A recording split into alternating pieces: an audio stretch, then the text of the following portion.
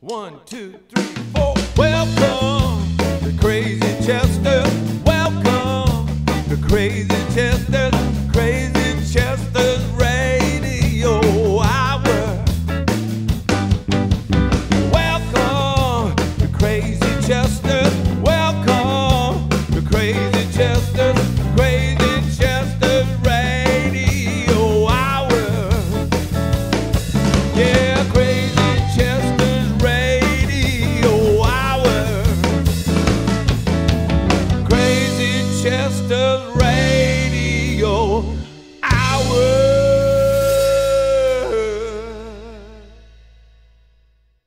Welcome to the Crazy Chester Radio Hour. Thanks for tuning in. My guest today is my good friend Gary Talley. Gary is the guitarist of the Box Tops, the legendary band known for classics like The Letter, Cry Like a Baby, Choo Choo Train, and Soul Deep. Gary has also recorded or performed live with Willie Nelson, Dobie Gray, Tammy Wynette, Waylon Jennings, Billy Preston, and Sam Moore of Sam and Dave.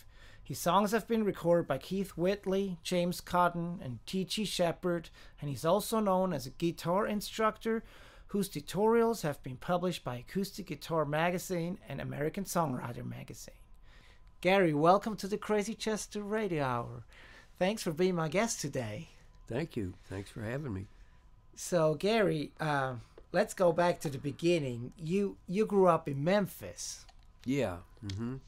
What are some of your earliest memories of music around you? Well, when I was in grade school, there was a guy named Captain Glisson, and he played a silvertone guitar, and he was in the Memphis Police Department, and he would come and play for the morning assemblies at school for some reason. And I wanted a silvertone guitar just like he had. It was in the Sears Roebuck catalog.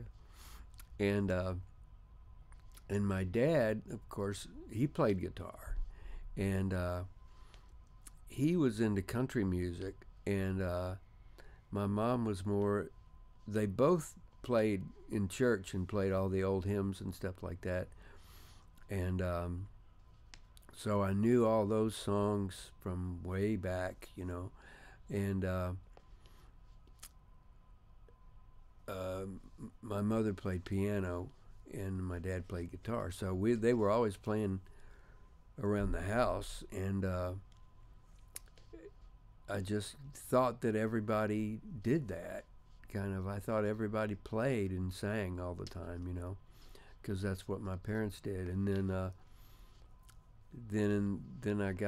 I heard Captain Glisson play a silvertone guitar, and it was like I wanted one of those.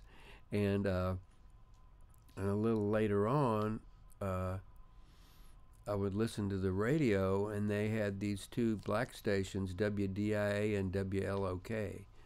And I loved what was happening there. You know, I listened to B.B. King and Howlin' Wolf and people like that.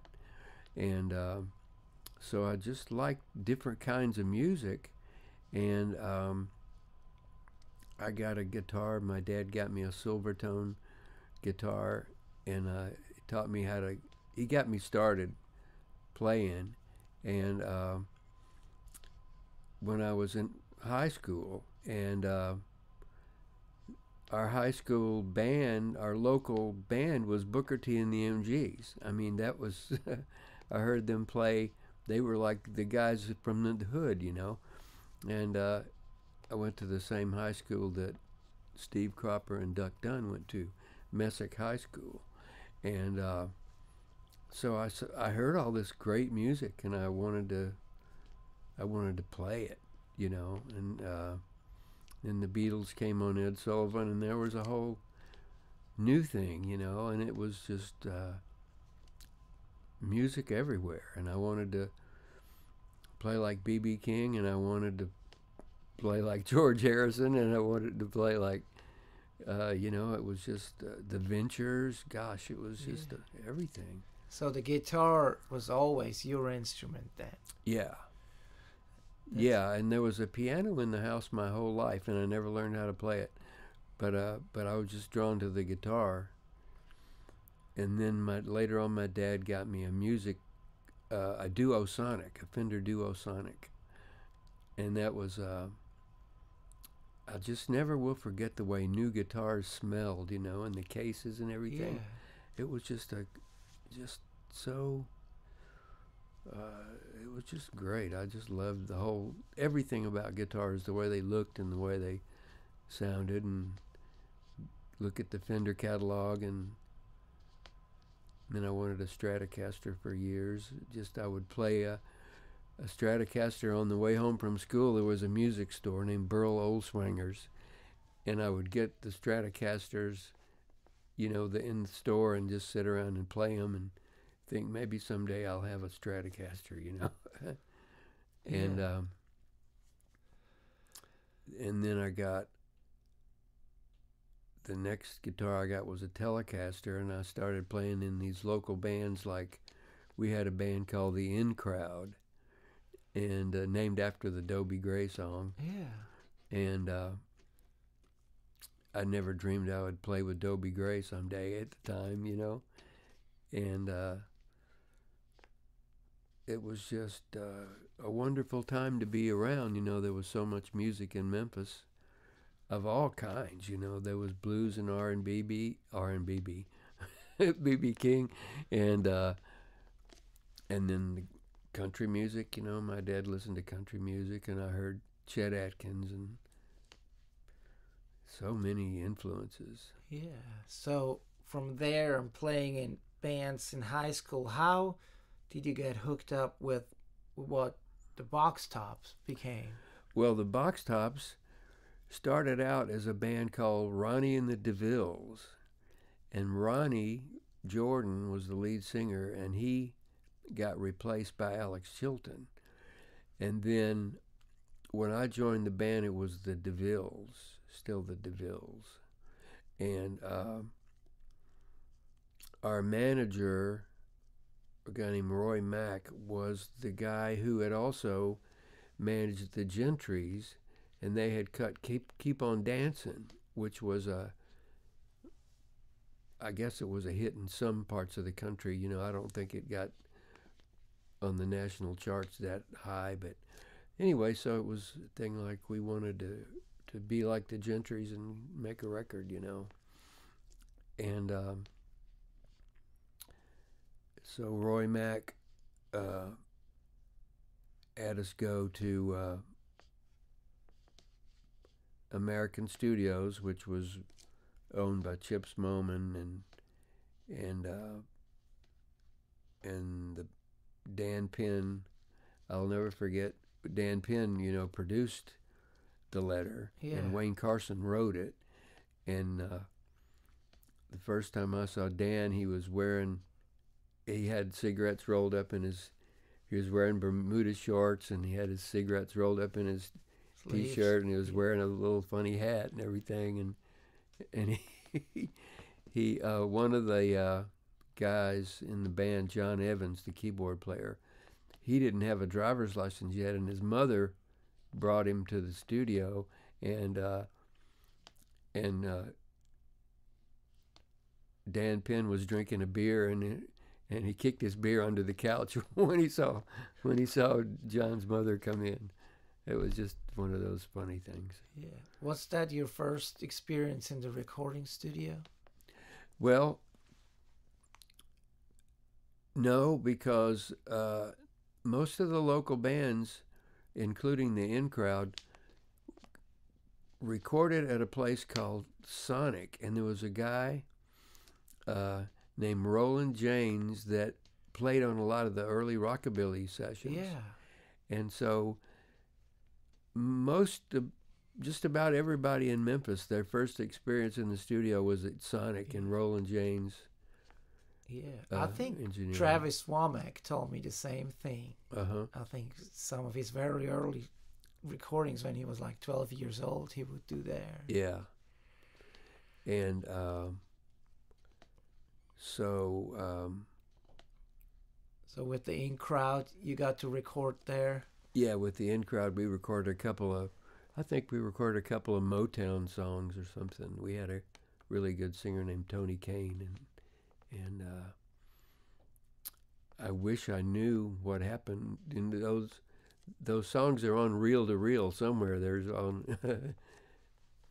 But anyway, so just about everybody in Memphis went to Sonic. So did they ever get released at all? Those early sides you cut there? No, they never did. We just, the reason we cut them was so we could be on Dance Party. The local, it was a guy named George Klein who was a friend of Elvis. Yeah. And we had to have something to lip sync to when we were on Dance Party. That's why we cut a couple of songs. And one was a Motown song, and the other one was For Your Love by the Yardbirds. Okay, yeah. So, but then you were in the studio cutting the leather with Dan Penn, and that became a huge hit. Yeah, it was really amazing because when we were on the road, and it kept going up the charts, and we were just shocked. It was like, gosh, it hit number one while we were on the road, and we couldn't believe it. It was just too good to be true. It was like we couldn't grasp it, that we were just this little band of teenagers, and all of a sudden we had the number one record in the country, and it was pretty amazing. And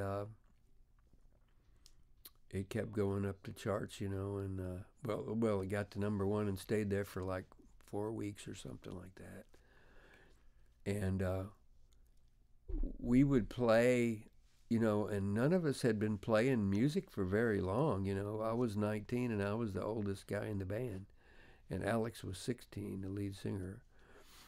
And I remember playing in a place in Virginia, and the opening band was a local band of guys that were, much older than us. They were in their 30s, and they were seasoned musicians, and we were just thinking, this is crazy because these guys are so much better than us, but we've got the number one record in the country, and I think sometimes I learned how to play guitar in the box tops, because that was 3 years of constant touring, and a lot of times we would be on the road, and Reggie and Gene and all the guys, Tommy would cut the basic tracks, and we'd come in and sing on them and stuff. Like Cry Like a Baby, that was Reggie on electric sitar, and so we were just on the road like crazy, and we got to meet our musical heroes, like meeting Jimi Hendrix was just like a big deal. I'd never heard anything like Jimi Hendrix when he came out, and we played on shows with just about everybody that had a record out at the time, and I remember I bought a '68 GTO from a friend of mine, and I just went through. Well, we played every state in the Union, and we played every. Well, we didn't play in Hawaii, but we played in Canada a lot. We just covered North America, and in '69 we had this trip to London, which was something we'd always wanted to do, and we went to London, and we went to a rehearsal, and there was this reggae band called King Ollie and the Raisins, and they were going to be our opening band, and they were a bunch of Jamaican guys, and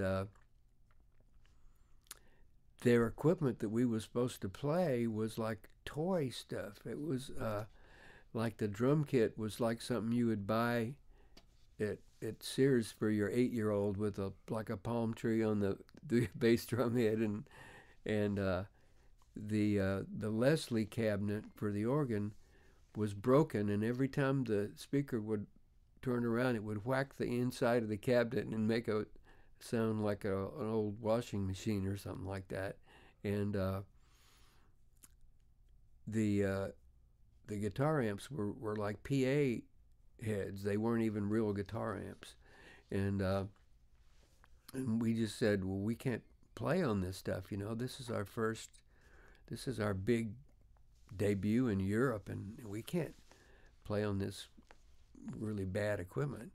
And so we got on the phone with our manager, and the English promoter was named Arthur House. He was a big promoter, and we said we're not going to do it, and he wouldn't get us, you know, he wouldn't get the amps that were specified in our rider, and he wouldn't even get us professional gear, you know. And so we canceled the tour, but we stayed in London for 2 weeks and had a great time. And we saw Bonnie and Delaney play with Clapton and George Harrison sitting in with them in this place called Croydon. And I met some buskers in the tube station, you know, the underground, that had made a record called Clockwork Man, and they had cut it at EMI, at Abbey Road Studios, and they wanted me to put a guitar part on it. And so I got to go to Abbey Road Studio and do a guitar overdub on this record. And I went and sat in every seat in the whole place in all 3 studios, just so I would know that I sat in the place where the Beatles had sat. And the record got to about number 30 on the British charts, but I was just blown away by getting to be, you know, where the Beatles recorded. And I just sort of, you go around like, and you touch everything. It's like, gosh, the Beatles were here, and they sat in this chair, or they sat in this chair. And anyway, that was fun. It was a big deal. And but in 1970, we were really tired of being on the road, and we were just getting really sick and worn out. And so Alex decided he was going to quit, and then I quit too at the same time Alex did in February of 1970. And then I did studio work at a studio called Sounds of Memphis. And we recorded a lot of people, but the only people who had any kind of a name were Ace Cannon and let's see, who else did we Did you work with Hank Ballard there? No, that was in Atlanta. But what? Billy Lee Riley, maybe? Billy Lee Riley. That's who I was trying to think of. We did a record on Billy Lee Riley, and we did one on... did you work with Jerry Butler there, too? Yeah, that was at a different studio, with Universal Studio. But did a record with Jerry Butler, and one on Marcia Moore, and we did a lot of different things, but those are the only artists that I remember that were, you know, that were well-known artists. And then I moved to Atlanta in the 70s, and there was a studio called Doppler that did a lot of jingles, and I did McDonald's and Dodge vans and Coca-Cola stuff, and a lot of jingles for different things, and worked with Paul Davis and Sammy Johns, the guy that did Chevy Van, and played a lot of live work and a lot of conventions and tuxedo gigs, and played a big thing that was sponsored by the NBA, and met Muhammad Ali and Jimmy the Greek and Howard Cosell and Phil Walton and Bill Russell, like Wilt Chamberlain, all these famous basketball players and sports figures, and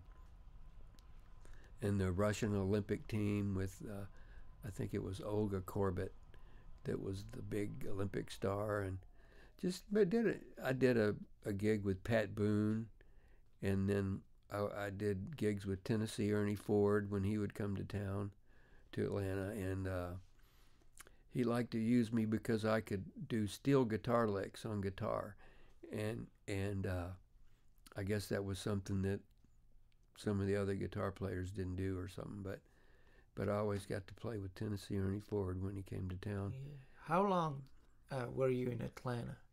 10 years, 1971 through 1980. Well, 9.5 years.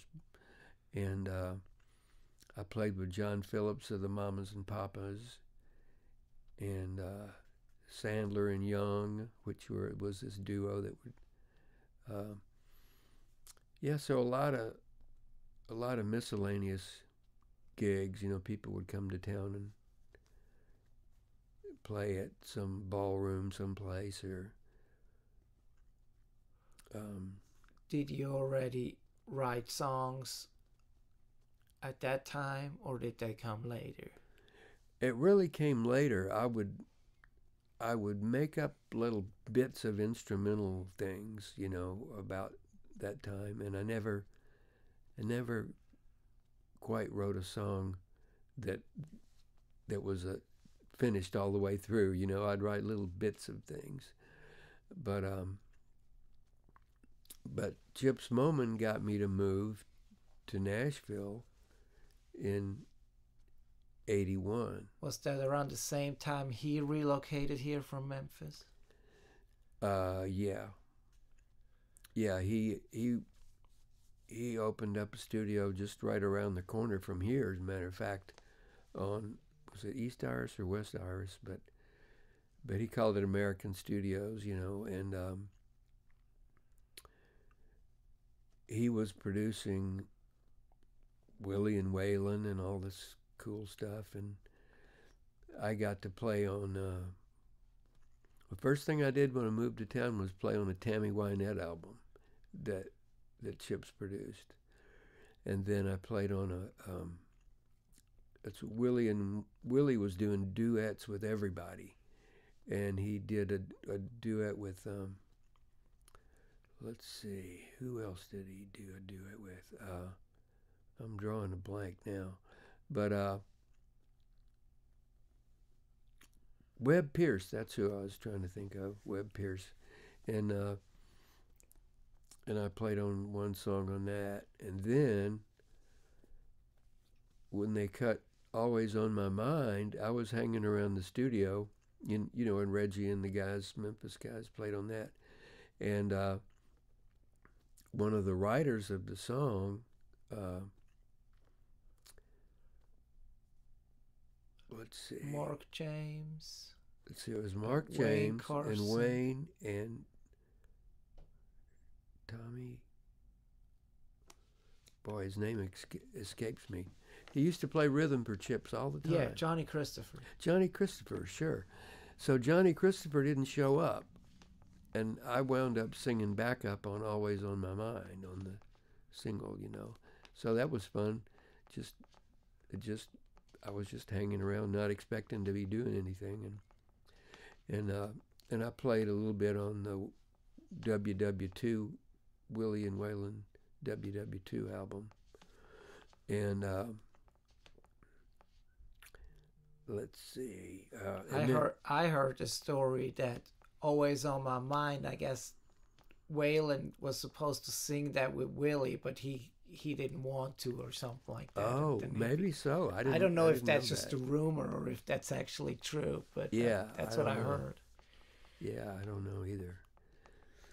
Then I played on a Hank Cochran album that never got released that we cut at Willie's studio in Pedernales that Chips built for him, basically. And a Lone Star beer jingle that Willie was on. And then I was doing a lot of live stuff, playing with different bands, and I got on a tour with this guys named the Thrasher Brothers from Birmingham. Yeah, I know them. Yeah, and they opened the tour. They were the opening act for the Salem Spirit Tour with Alabama. So we went and did these big tours with Alabama. And Juice Newton was on some of the dates, and Johnny Lee and Mickey Gilley were on some of the dates. But Alabama was like the biggest thing in the world at the time. It was like playing with the Rolling Stones or something. They would sell out these huge coliseums. And then, did mostly the same stuff and started teaching guitar and writing songs about the same time I moved to Nashville. So I made this DVD called Guitar Playing for Songwriters, and I would do workshops for the NSAI and people like that, and even did a guitar workshop in Australia, and got to be in Australia for like, how many weeks were we there? About a month, and did guitar workshops in different cities in Australia. That was really fun. Yeah, and your columns have been published in the Acoustic Guitar magazine and the American Songwriter magazine. Yeah. Was that an extension of you doing that DVD, or how did that come about? Kind of, yeah. It probably was, because I figured that I had a unique approach to teaching songwriters and people that are more interested in putting songs together and chord progressions and rhythms than like playing hot lead stuff, you know.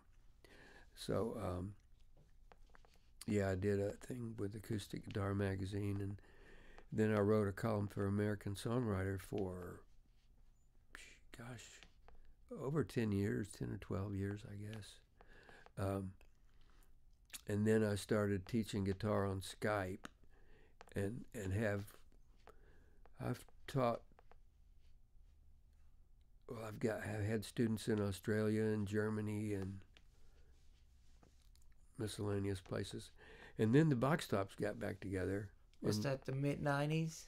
It was 96. And you guys ended up making a record too, and one of your originals got cut on that album too. Yeah, Last Laugh was, we recorded one of my songs that I wrote with Richard Fleming on there. And so that was really fun. How did that reunion come about?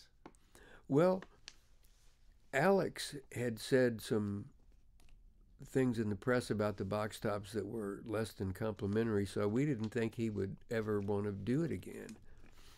But it turns out Alex said he would do it, and Bill Cunningham, the bass player, is the one that got the band together and started calling everybody. And he said, well, why don't we go in the studio and just record something, and if we don't like it, we'll just burn it, you know, and just throw it away, just to see what happens. And so we went to Easley Recording in Memphis, which used to be a sister studio called Onyx, a sister studio of American. You know, it was built at the same time by the same people. Anyway, so we did this album, and we called it Tear Off, and we did some old R&B songs, and we did I'm in Love by Wilson Pickett, and we did we did one of those old James Carr songs, that wasn't not Dark End of the Street, but another one. Well, we did.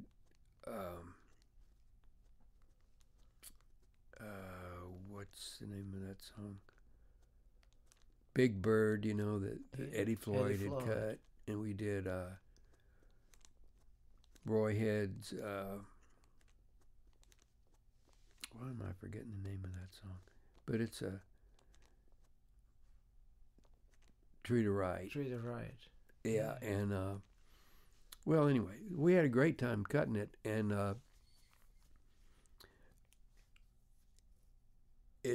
it was real kind of, we hadn't played together in years, and a couple of guys hadn't played much at all, and I had mixed feelings about releasing it, you know, because I felt like it was kind of sloppy and kind of not real professional, I guess, but everybody else wanted to release it, and there was some good stuff on there. It was kind of erratic, I thought, but the only guy that Alex would do a deal with was a guy named Patrick Mattei in France, who everybody else thought was the biggest crook in Europe, you know. So we did a gig with him because that's the only person Alex would do a record deal with. And so the record never really was heard at all anywhere outside of France. And we never got a royalty statement or anything, you know. It was just, it just sort of went out there in the ozone, you know, and nobody ever really heard it too much. But there's a couple of things on it that I like. Anyway, but what came of that was okay. Well, we did a record. Maybe we should play a gig, you know. So we decided we'd do one gig, and we did the House of Blues in L.A. and Dan Aykroyd came to hear us, which was pretty cool. But I didn't think we didn't sound that good, I think, at that point. It took us a few gigs to get to where we were actually sounding good. And but then it sort of kind of started coming together little by little, and we started touring, and we kept touring until Alex died in 2010, and then we quit. And then 2 years ago, Bill and I talked about starting the band up again, and Bill and I did a session for a guy who, gosh, I forgot the guy's name now, but anyway, some guy that we'd never heard of before, you know, not a known artist, but anyway, so Bill decided to give it a chance, and we did a couple of rehearsals, and we hired a really great drummer, Ron Krasinski, who lives here, and Barry Walsh, who we used on keyboard even back in the early 2000s. And then, you know, we didn't really know if it would work without Alex, and it seemed to work okay. You know, people liked it, and we felt like we sounded pretty good, and so we've been touring again for a couple of years, and we did the Happy Together tour with the Turtles and the Association and the Cowsills and Chuck Negron and Ron Dante from the Archies. We did that in the summer of last year, 2017, and that was about the most fun I've ever had. It was just great fun. Yeah.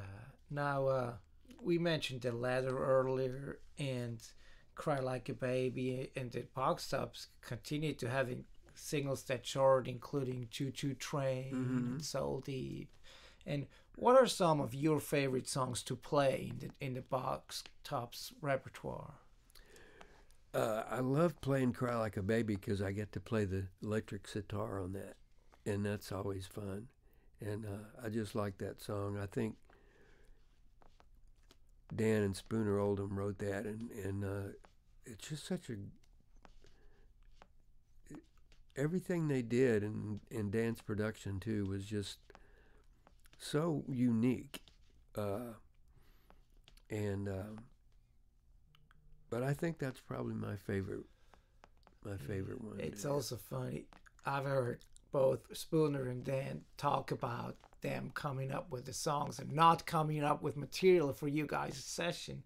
And then finally, I guess Spooner said, "I could cry like a baby." And then Dan was, "What was that, Spooner?" And he said, "I could cry like a baby." And said, "That's it." Yeah. And they went over to the studio and wrote the song. Yes. So I like that story. But besides the Box Tops, you did some other projects as artists too. You did 2 albums with Fred James and Joe Funderburg around here as Fish Head and Rice. Yeah, that was a really fun How band. did that come about? Well, Fred,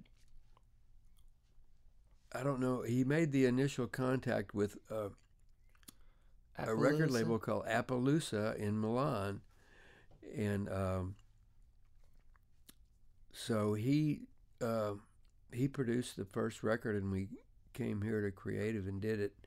And David James, Fred's brother, was the lead singer and bass player. He's a really good singer.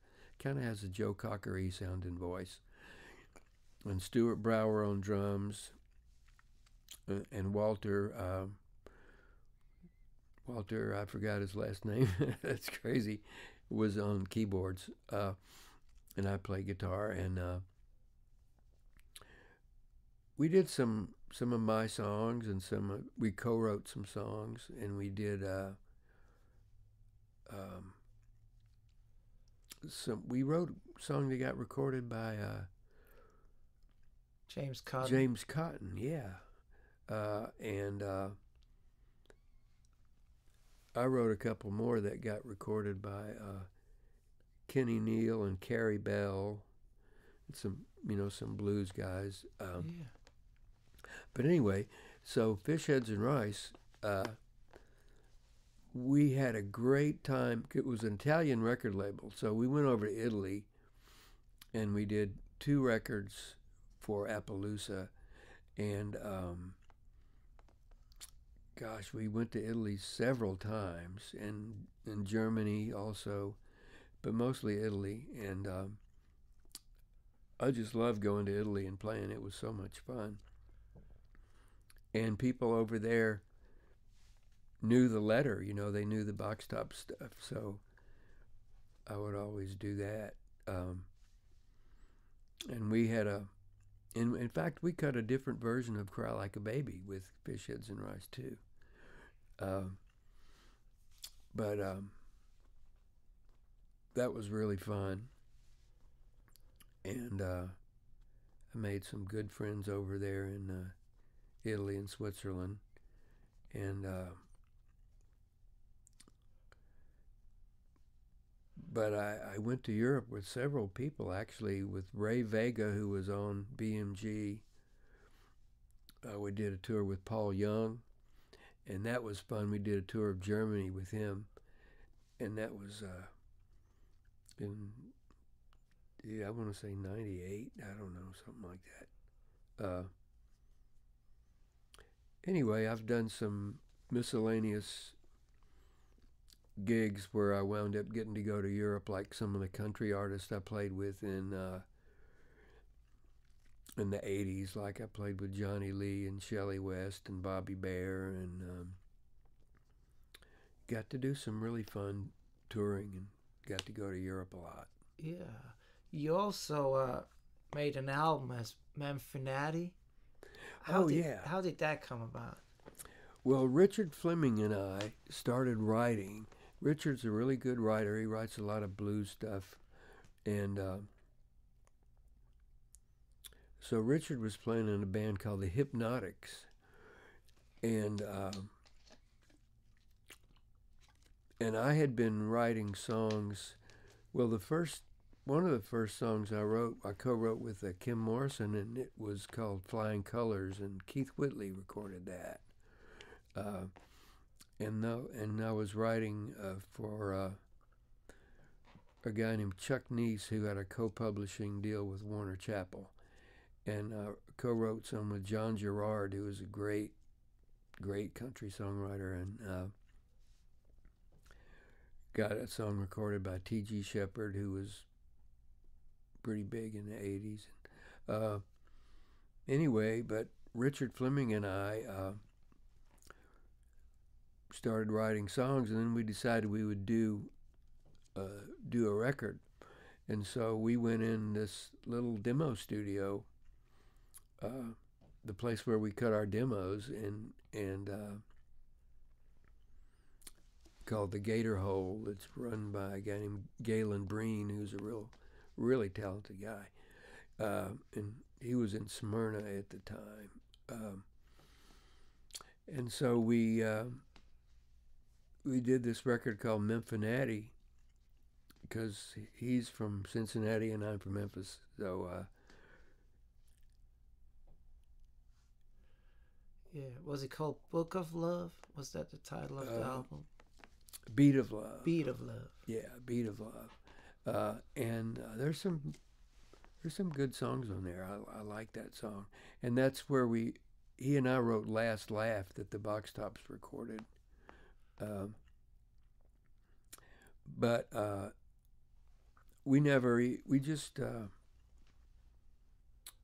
made it, and we never even got a record deal. We just kind of put it out there ourselves and had it on CD Baby or something like that. But we really should do something with it someday. Yeah. Because it's got some good stuff on it. I really like a lot of the songs that are on there. And we've written a lot since then. In fact, we talked about going and doing another Memphis Nat album. That would be fun. And we've written some songs recently that might go on there. We wrote a lot of instrumentals that I'm trying to figure out how to get pitched to film and TV. That would be really good, backing tracks for action scenes and stuff like that. Yeah. And sports things.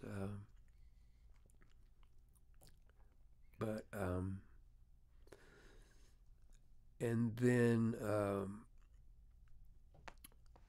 the Box Tops just did a tour called the Where the Action Is tour with Paul Revere's Raiders without Paul. It's because he passed away last year, I think. And the Lovin' Spoonful and Chubby Checker, who was just a blast to work with. And we did a big jam session on the last night of the tour and played the Twist with Chubby Checker, which was really fun. And Gary Puckett and the Union Gap were on it. And so we did made a few stops in the Caribbean and ate a lot of food and had a good time. Yeah. And sometimes around town you perform solo. And do you still do the Gary Talley and Road Leading Home gigs too? Oh, well, that band, our keyboard player, Dave Hoffner, got seriously ill. He got some kind of immune deficiency disease, and he couldn't play anymore. And so we just kind of stopped doing that Gary Talley and the Road Home thing. And I miss doing it, but because I loved working with Charlie Morgan, that drummer that used to play with Elton John for so long, and he's like my favorite drummer. But we haven't played that, and I'm beginning to feel like I want to start another band to play around here, but I haven't done it yet. But I had another trio that we called Triple Play with Ron Krasinski and Kent Burnside, and we played a few gigs, like the Puckets and Mickey Ruse there in Franklin, and a few places like that. That was a lot of fun too, but not really doing anything now. One other collaboration I wanted to ask you with, because I'm just such a huge fan of these people, is Sam Moore of Sam and Dave and Billy Preston. And how did you end up working with those two? Well,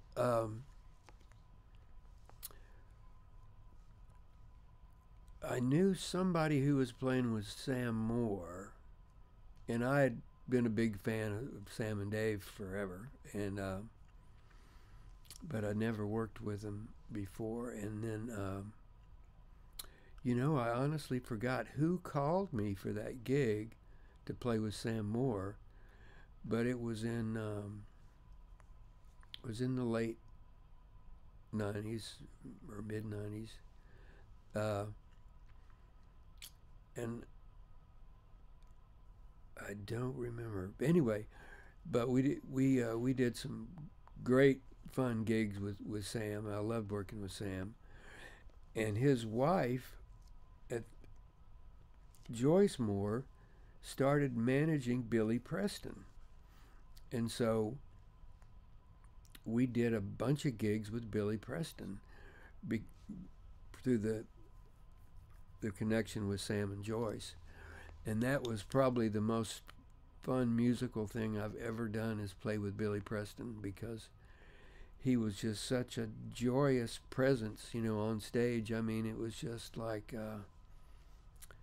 it was almost a transcendent experience, just to play with him. And because he's the most musical guy, in the world, I think. I mean, he was so inspirational and so talented and just brilliant, and just loved to play more than anybody that I've ever seen, I think. It was just wonderful. And I loved working with Sam too. He's still around and still singing really good. Yeah. So we're getting close to the end, but when you entered the first recording studio or played some of those early shows with what became the Box Top, would you have thought that like 50 years later you were still doing it and still doing it at that level, traveling the country, playing venues like the Ryman? And did you ever No, I had no idea. I thought it was just something I was going to do for fun for a year or two. And I was, actually when the Box Tops took off and hit the road, I was at Memphis State, which is now University of Memphis, and I was going to be a clinical psychologist. That's what I was planning on doing, and so I didn't graduate, didn't get my degree, but I went on the road instead.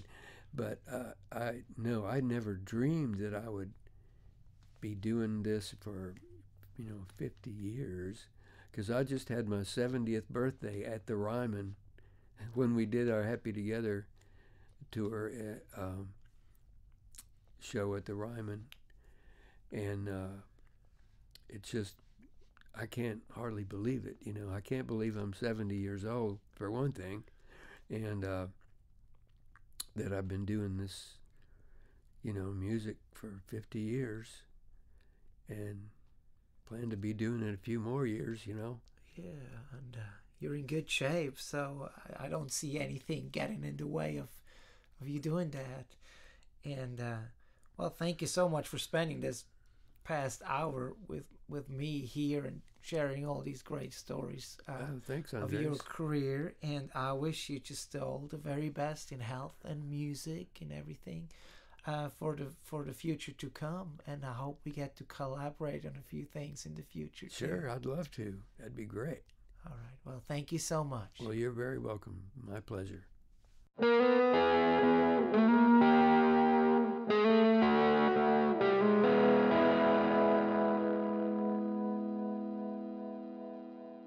This was the 21st episode of the Crazy Chester Radio Hour.